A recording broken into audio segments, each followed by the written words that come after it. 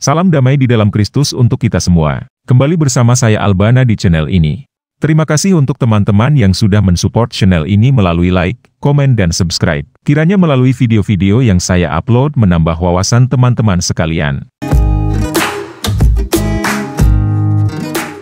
Teman-teman, pada video kali ini saya akan membahas lagi satu video yang bukan lagi baru terjadi di Indonesia ini, tetapi masalah yang sering terjadi, bahkan sudah menjadi kebiasaan buruk bagi para Kristen, fobia atau ibarat penyakit yang sudah tidak bisa lagi disembuhkan. Masalah yang terjadi sebenarnya motifnya selalu sama, hanya saja tempatnya berbeda. Lagi-lagi masalahnya adalah pengusiran atau pembubaran ibadahnya orang Kristen sekaligus papan gerejanya dicopot.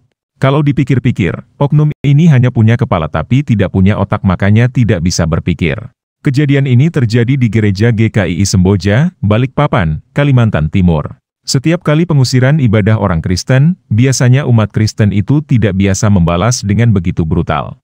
Namun yang sangat menarik adalah oknum yang ingin membubarkan ibadah orang Kristen, didatangi oleh ketua adat setempat dan langsung dihajar dengan teguran yang cukup keras.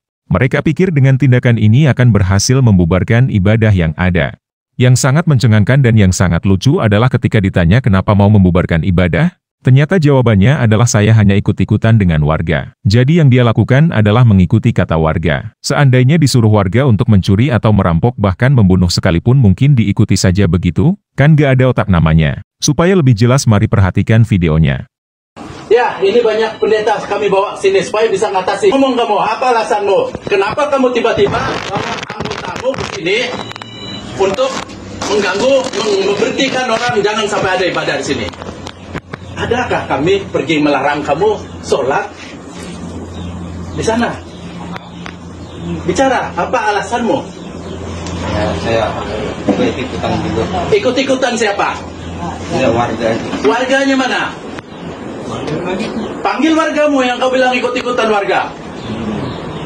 Pasti ada itu. Ada, orang di belakangmu pasti ada. Memang nada saya harus keras. Apa? Siapa-siapa supaya nanti jangan lagi itu hanya langkah-langkahnya sepatu ini yang mana nyambut yang mana lah. Ini ada videonya. Tadi pada siang hari ini jam 3 sore ini di depan kita semua dan di depan pemerintah, Pak Lurah, Babinsa, Kamtimas Sungai Nangka ini dan mengakui perbuatannya kemarin untuk melepas ini dengan etikat baik dan rasa tanggung jawab yang baik di bulan suci Ramadan ini.